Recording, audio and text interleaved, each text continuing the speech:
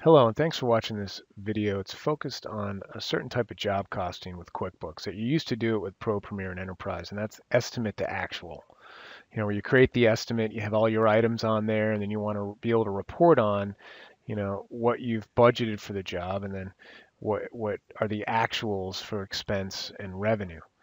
And QuickBooks Online is pretty well known for not having a real complicated or sophisticated job costing module. I can certainly do reimbursed expenses, and in QuickBooks Online Plus, there's the customer job field on timesheets, single time entry, bill, checks, expenses. Even at the item level, you can pass that through to an invoice. But what about, job costing for estimate to actual reporting? So this video focuses on that and the things you need to set up in order to make that work in QuickBooks Online Plus. And you do require QuickBooks Online Plus for a couple reasons. Number one, the estimate to actual, we're really going to start with a budget. We are going to use an estimate. I know estimates are in Simple Start Essentials and Plus, but the budget's only in Plus. And two-sided items, right? For the products and services for the actual consulting work I'm going to be doing or what have you to show the cost and the revenue. Two-sided items is also only at the Plus level. So those two alone would obviously focus you on QuickBooks Online Plus to apply this workaround. So right now I'm on the customer list, and I am going to use this sub-customer method. There really is no job field in QuickBooks Online, but you can make a customer a sub of another. So in QuickBooks Desktop, you're used to seeing, like, for example, let me go down to my example. I think I've already created a job and an estimate, so we'll look at that. The folk shop. So you'd see, and then the QuickBooks cleanup work, right? And you would see this similar in the customer center in QuickBooks Pro even, right? Where you have a customer and then a job indented below it. So same kind of theory. If I go into the actual customer, you'll see that there's a box here is sub customer. Nothing about a job, but sub customer, and you can choose to bill with parent or just bill with customer. So set up your parent customer and then the job under that, which is the quote unquote sub customer. And then let's look at some preferences next. So I'm going to click on the gear icon and then go to company settings. And you'll notice the company settings have changed. If you're used to QuickBooks Online and the old company preferences, we have made it a lot slicker and easier to navigate. It's just 5 buckets now. But you want to click on sales first. All right? And then here, your items. You have your show product service column on sales forms. This is something in the plus, right? So Essentials and Simple Start just have single-sided items. But you definitely want to check this so that you have a sales side for revenue and then you have a cost side. And I'm not really dealing with inventory for this, and you want to make sure that's on. And it might also be helpful to turn on custom transaction numbers. And then you would just save that, go to expenses, and you want to edit this section too. Now this is more for, if you're actually tracking expenses and items by customer, this puts the customer job field, it's really a customer field, on expense forms and transactions, and also the items table would also be on expense and purchase forms, and you can add the customer, the quote-unquote sub-customer, the job that I'm tracking there as well. So you want to make sure those are checked too, and then click on advanced. And here there's one method of doing the job costing by class, but really we're going to stay with the sub-customer method here. The last thing to look at is a couple things. Under automation there in advanced, it says copy estimates to invoices. There is no progress invoicing. I'm going to show you a workaround for that by actually creating a copy of the estimate. And it's a manual entry of the numbers and making sure that you have the total estimate, which goes to the budget, and then you invoice against, a copy of the estimate, and then you just leave like another estimate to invoice next time for the progress billing for what's left over, right? So that is one thing where desktop is, by far superior, right? However, if someone really wants QuickBooks Online and the job costing is not entirely really complex or sophisticated, you can still do it, the estimate to actual in QuickBooks Online Plus. Okay, so let's continue on. So go ahead and copy estimates to invoices, and then also time tracking. You're going to want to make sure you add the customer field to timesheets and the service items. So you're going to turn both those on. It's real simple. You just click the little pencil and just turn it on and click save. So those are the settings that you're going to want to affect for this to work. And then we have products and services. Go ahead and click on that. And I'm only using a couple items, just a simple example, and you guys can take it from there as you do with your clients. But let's look at accounting consulting, for example. I'm going to edit that, and notice because I have that preference set, a sales and a purchase column. For my products and services, I have sales and purchase. I have a two-sided item. And if you actually convert from desktop, a side note, two-sided items do come over to QBO now as two-sided items. Okay, notice though that the sales and purchase info is flip-flopped from the two-sided item on the QuickBooks side, desktop side. So make sure you're not putting the sale amount in the cost field just because you're used to having sales there for years in desktop, okay? And you put in your description, et cetera, and your appropriate cost of goods sold account, your revenue account over here. Okay, because the budget, the item on the estimate is going to be linked to this account, and that's where I'm going to put in the cost. I'm going to budget that versus the actual that I have on my cost transactions. And likewise, this item for revenue is hitting this particular income account. So when I invoice it, it's going to hit that account, credit that appropriately, and that's going to change the numbers in my budget to actual report. Okay. So once those are set up, now it's time to create the estimate, and I already have one here on my estimate number 1001. And really, I'm just doing a kind of a speaking engagement slash some consulting for the folk shop. It's actually QuickBooks cleanup work. Speaking fee, really this is for some training I'm doing for the house there, and then class fee, etc.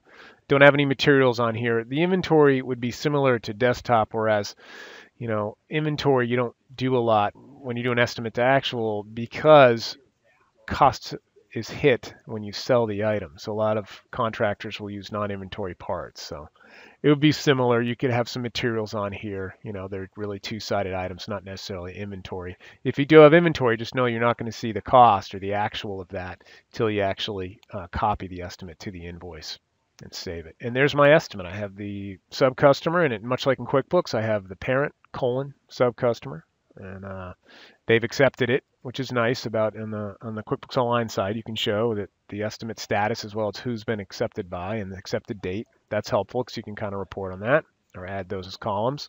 And I have my items, and I put in the quantity for the hours and the rate. This is what I'm going to be billing the client. This is what they're agreeing to. Notice there's no markup column, which I really think is a miss for QBO, and I've asked for that. And there's no change orders here as well. I suppose you could create an item to track change orders if you want. So once you have the estimate, right, now I'm going to go ahead and right-click and duplicate to have another window and close down the estimate. And I'm going to go to the budget, which you'll find under the gear icon, budgeting. And here's my budget. It's the TWN ball, the folk shop cleanup work, and you have multiple budgets per year, which is where QBO, one advantage over desktop would be that you can have multiple budgets per year.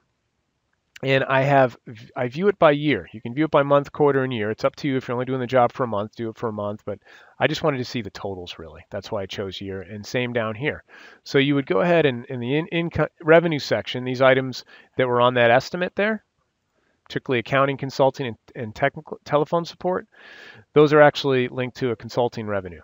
Right? So I put in $1,000. Pulled that really from the estimate. Speaking fee and class revenue. Right? Those are my revenue items that I'm expecting in those amounts, the total that I should get from the job. And then here's the expected cost I was just explaining. I had to go into the product and service to find out what the cost was and then multiply it by the hours. And it's $375 of expense for 1099 cost of goods sold account. And then I have a class cost account as well, expense for $875.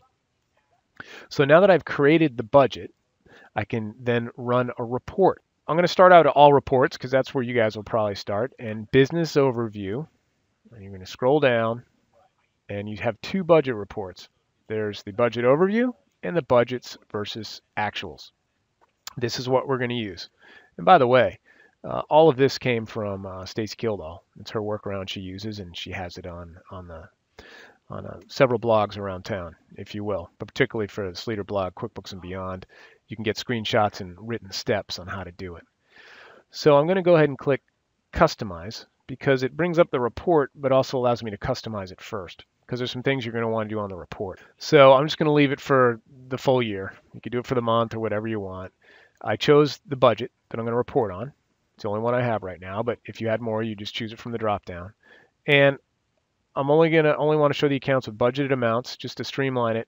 And I'm going to do accounts versus total, right? So you have some other options, but I'm going to do accounts versus total. I'm going to leave the sort by. I am going to add the dollar amount over budget and dollar amount remaining. I'm not worried about percent right now, but those are options here for subcolumns if you want for comparison. And I'm going to actually filter by that particular customer. So it's their own, you know how in desktop at QuickBooks, when you do the estimate to actual summary, it opens up a list of customer jobs. You click on it. That's essentially what I'm trying to do. Right? I'm going to choose a cleanup work, and I'm going to click Run Report. And so here's kind of what I have so far for the budget. The total from the estimate is $3,600, and if I drill down, it'll go to the budget itself. The actual, I've already entered some cost. So if we were to drill down for the outside consultants, it'll bring me to a list of transactions. And let's go into a check just so you can see how it works. And because of the actual preferences I've set, it added a customer field to the item details section. This is important. You know, checks, bills, your expense form for the credit card charge. You want to make sure you're going to use the items tab just like you would in desktop because the estimate is item based. So I have the check, and this is what she did, and or I did, I guess, did this one. I'm clicking on the customer. Notice it looks a lot like in desktop, parent, sub, which is the job, but it's a sub customer. Notice the billable box I am not checking. Why? Because the customer already accepted the estimate, the contract. So I'm not going to actually send through more and add it to the end. I don't want to duplicate bill them, right? And that's really important on the timesheet as well. So if I were to go and enter time, and you do that under the plus sign, and let's do a single time activity. I also have a customer field here. Right? This is basically going to be quote unquote customer job. And we'll say that, you know, I enlisted Deborah to work here, and she also did something on the cleanup work, and she was part of the telephone support. Now I'm going to uncheck, even though I am going to bill out on the estimate, I'm going to uncheck the billable box because I don't want this time flowing through to an invoice. The customer's just going to pay when I copy from the estimate to the invoice, but you do put in her time. She worked, and she did 2.5, and then I'm going to click Save and Close. And now that time is just time, but I can then put it on a check, you know, or a bill. So it is important to note that you will use a time activity by employee report if you're going to be writing checks to your vendors or subcontractors or employees from the time. I mean, the timesheet information will flow into payroll. There's no real job field or customer field there yet within QuickBooks Online. So for that time activity that I just entered, you guys saw for the cleanup work for the telephone support. Again, I didn't make it billable because making it billable would allow me to reimburse, you know, that client. In other words, pass it through to an invoice. I'm not doing that here because the customer already accepted the contract. So I'm just going to copy that contract to the invoice. But notice for Deborah, you know, I have this, but when I go to an expense or a check or a bill, there's no drawer or any time that would say, hey, you need to write a check for, you know, to Deborah for this, because this is a non-posting entry of the time, right? Just like in desktop, it's time is just time until you put on a posting document. So I have this 2.5 hours, and I know I charge Deborah, you know, it's like $20 an hour is the cost to me. So when you look at your time by employee detail report, and I found that by reports, and then all reports, manage payroll, and then time activities by employee. You don't even need to have payroll turned on to have the time reports, right? But it's important because QuickBooks Online Plus is also where you're going to be tracking time. That's another key thing of why you need to do this in QuickBooks Online Plus. So you just run the time activities by employee detail report, even though Deborah is a quote-unquote vendor. And now I know how much to pay her because she worked 2.5 hours. So I'll just write a check or a credit card charge or a bill to Deborah. So watch when I choose her name, right? And I'm going to go ahead and delete this line from before. This is item again. She did telephone support. This is what you would do for the cost side of this to track this. And she just did, you know, 2.5 hours. But this cost would be not billable, but linked to that particular job. And this is going to be an actual amount that should show up on that budget to actual report. So I go ahead and click close, saved it. And that's how you're incurring these costs, just like you would in desktop on the cost forms and transactions, bill, check, expense. And then when you're ready to invoice against the estimate, we'll do that next. But let's go back and look at our budget to actual now. Report, again, all reports, business overview, budget to actual. I'm going to customize it. And at this point, you really want to memorize this report so that you can just run it each time. And I'm actually going to show you now how to add it to your icon bar, which is really a top icon bar of Google Chrome. So I have accounts versus total. Again, money over budget, money remaining, and I'm going to filter. You could filter by income and expense accounts too if you wanted to, but it's just going to look at all. And then the cleanup work, and I'm going to go ahead and run the report. So now numbers have changed a little bit, so I can look at the actual for like class cost. Outside consultants has gone up. I budgeted 375. I'm actually over. Oops, right? And, so those kind of things that allow you to track this within QuickBooks Online Plus that historically people just thought that QBO was not able to do. So once you have customized the report, you click Save Customizations, and that's essentially going to memorize it. So once you've named the report, when you click Save Customizations, this will quote unquote memorize a report. You can then add this report to a group. You just click on it, Add New, add a group. This will be, job costing or estimate to actual or whatever you want to call it. It's important to create a group because you can highlight the group and then auto send, set up a schedule to send the report to other users that work on this client too. And then go ahead and click OK. Another benefit of QBO, auto sending reports to customers as well as other staff in the firm or other people, other users of QuickBooks Online. So I've memorized the report. You can also click the bookmark this page, and I can go ahead and just add it. This will be the estimate to actual for a folk shop. I can add it to the bookmarks bar.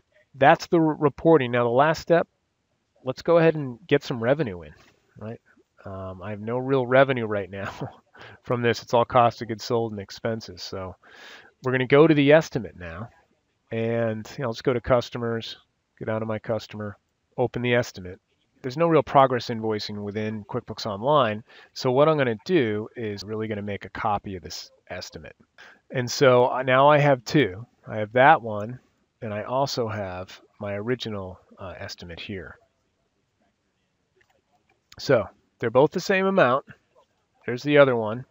And you're going to want to save and close the copy as well, because I'm going to copy this one to the invoice. But before I do that, you have to then manually kind of figure what you've worked on, right? So I did, I'm going to invoice for 1 hour, 1.5 hours here, 5 hours here, and I'm going to invoice the 4 and the 2 for class fee and the speaking fee because I did those up front. And I'm going to go ahead and save and close this. This one I will change to 1 and then 5 and then 0 and 0 because these are what I have left over, right? So I'm going to go ahead and save and close this one first, and this one's called 101-1. Save and close that one. And then this one is 101-2.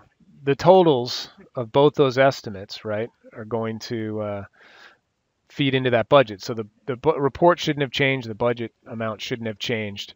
You just really have to keep track of this, right? And then the 101-1 is the one I'm going to copy to the invoice. And if we go back to the Customers tab, you see I have Estimate 101-1 and then Estimate 101-2, and the total amount is $3,600, right? So now I'm going to go to Estimate 101-1 and copy it to an invoice. And I'm just going to go ahead and click Save and Close, and I'll still have $450 left over.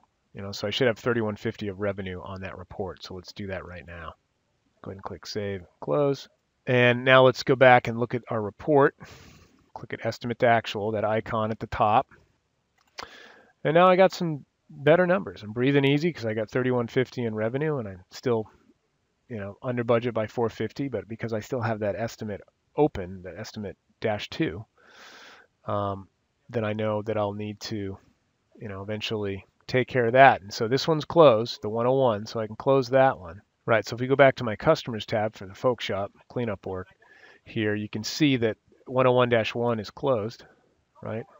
And then 101-2 is still pending, still open. So that's the one I invoice to do the final invoice. So that's progress invoicing part of, this estimate to actual or budget to actual job costing method using QuickBooks Online Plus and the workarounds you've seen here.